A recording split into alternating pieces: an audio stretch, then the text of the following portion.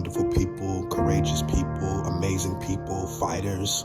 Good evening, wherever this message finds you. I hope it finds you in peace. Just as the sun has risen this morning, so should your mind, and more importantly, your heart. And above all things, have courage, because courage is what's needed in times such as this.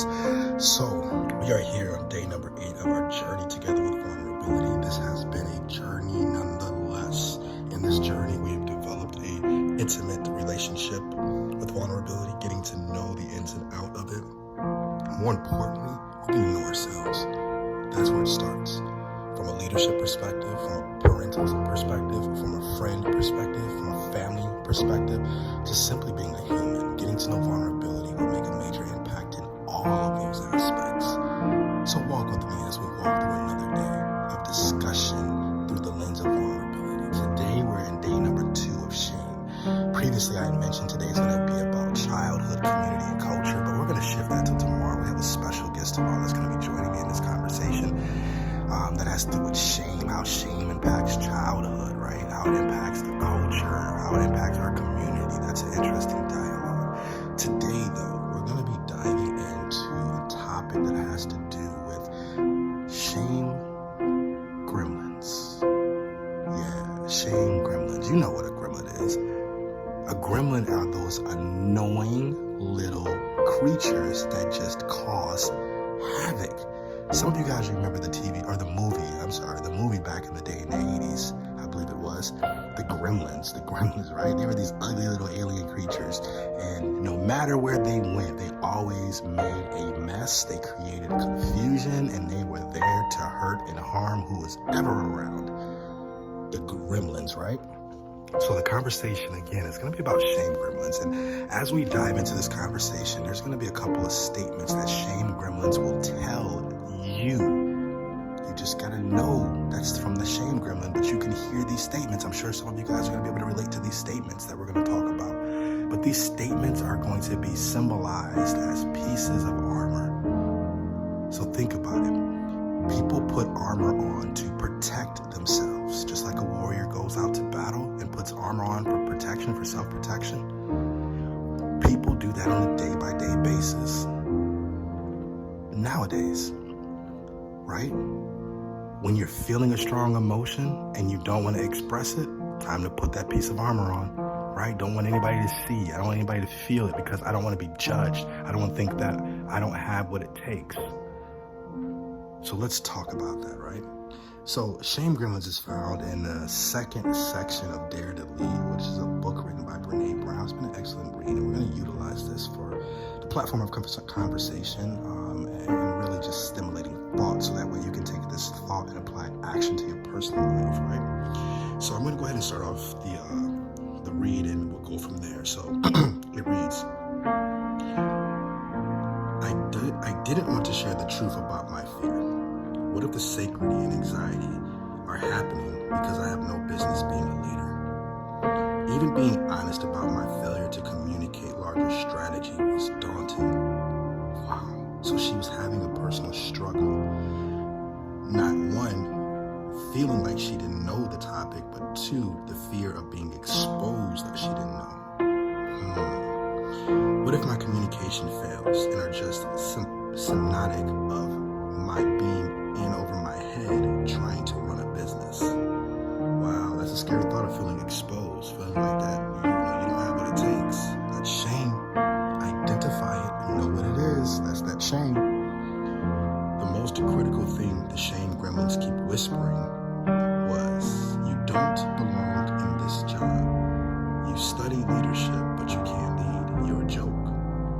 You see, when we're in fear, where an emotion is driving self-protection, there's a fairly predictable pattern of how we assemble our armor, and it comes on piece by piece. So let's talk about these pieces. The first piece of the armor is what the shame gremlins whisper to us. The first thing that they whisper is that I'm not enough, or that you're not enough.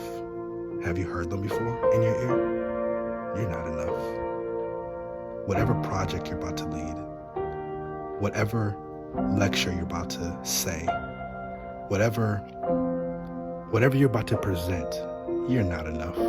Have you ever heard that before? Number 2, the shame gremlins say, and this is a self-inner voice, by the way. The next layer of armor is, if I'm honest with them about what's happening, they'll think less of me, or maybe even use it against me.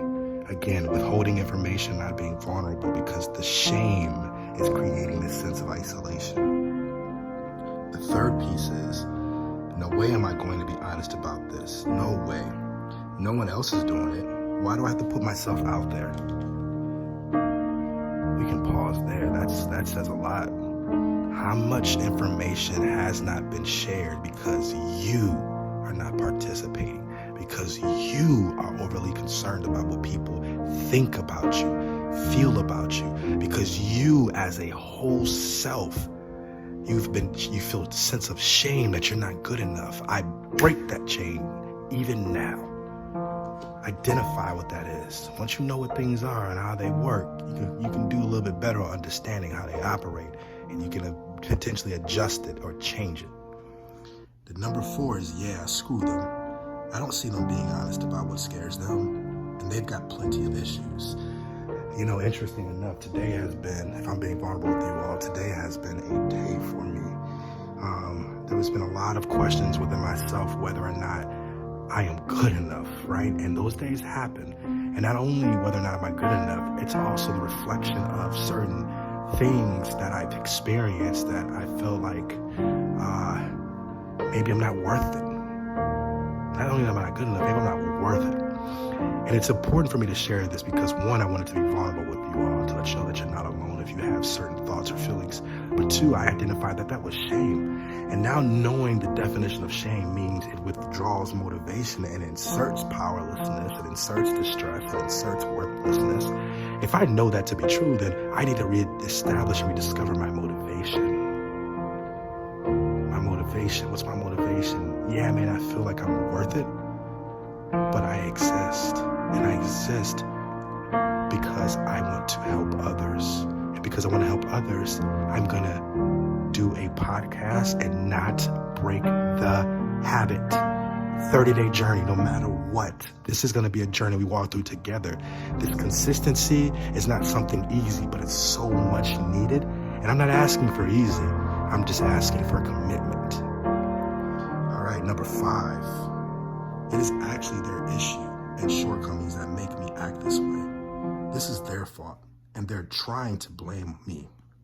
So now it goes from hiding the emotion to questioning whether or not you're worth it, to now kind of making sense that other people aren't doing it, and now completely putting the blame on others. Now we're talking about blame.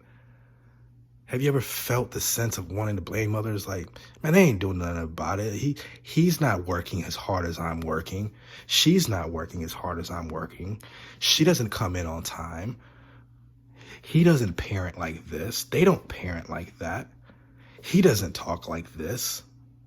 Always casting this sense of contention, of comparison, in order to make sense of the shameful self. That's an interesting thing. And it's important for you to recognize that and be aware if that's located within you. More importantly, if you see it within anyone else, hey, straightforward conversations help.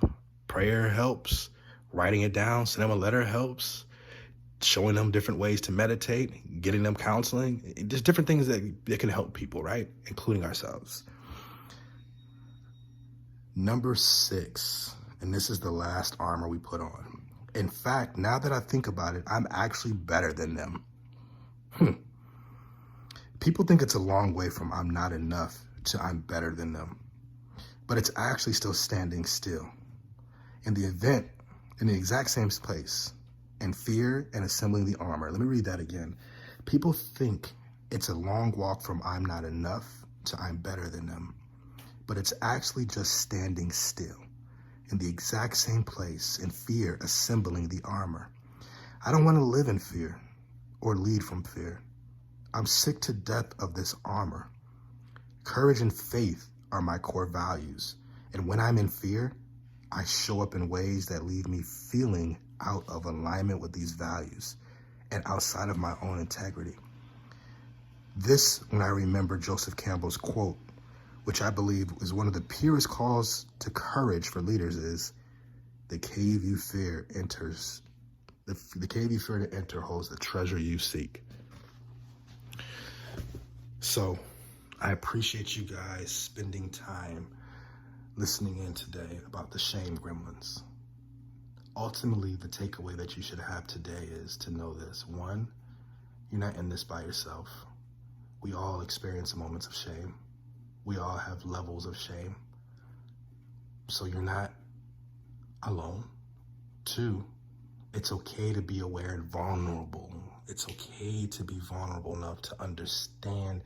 It's okay to feel what you're feeling. If you feel like you're not worth it, if you feel like you're not good enough, don't make that part of yourself. Just know that feeling so you know there's something wrong. There's a shift in the atmosphere. There's a change in the positivity. My energy is changing because you need that energy to be effective in the things that you do. You need that energy to stay committed and dedicated. So you have to understand what's changing your energy, and that's an inward assessment. So it's okay to be aware and it's okay to feel. Three, it's okay to make the proper assessment in order to make the proper change. And again, we're talking about shame here. And if we look at that definition, it has everything to do with a negative evaluation of oneself, their whole self, their being, right? So you don't feel good about who you are, not what you did, but who you are. And two, it withdraws motivation. Think of something being removed from something, right? It's withdrawing that motivation. So not only you have a negative evaluation, you're thinking negative, but you feel low, because motivation gives you a sense of a feeling, that go-getter, that pulse, that heartbeat. It's your purpose, it's your why. Write your motivation down, write your vision down. That will definitely help you in these type of moments. But also, too, you have to understand, that these are certain things that you may be feeling. You may be feeling worthless.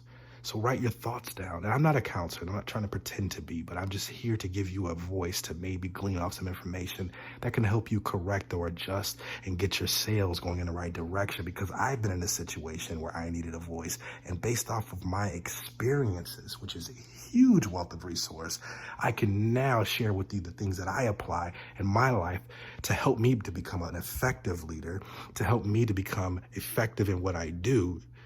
So I think the last step, honestly, for you, if you're going through this process, is really identifying what is it. Do you feel worthlessness? Do you feel powerlessness? Do you feel distress? What has to do with anxiety?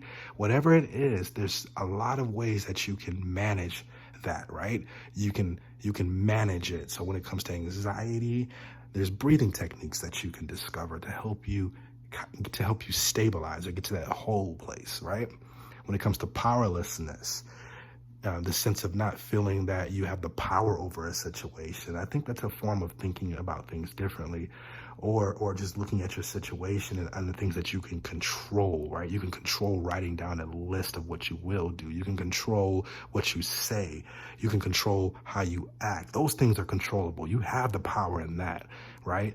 When it comes to worthlessness, I really truly believe words of affirmations really help lighten that up, right? If you go to work and you don't feel the sense of worth, that you're not worthy, or you feel low on the totem pole, write a list down before you walk into the building, or before you get into your car. When you wake up, write a list of 5 things that are words of affirmation. I am worthy. I am smart. I'm intelligent. I'm needed. I'm creative. I'm passionate. And read those words until you feel them.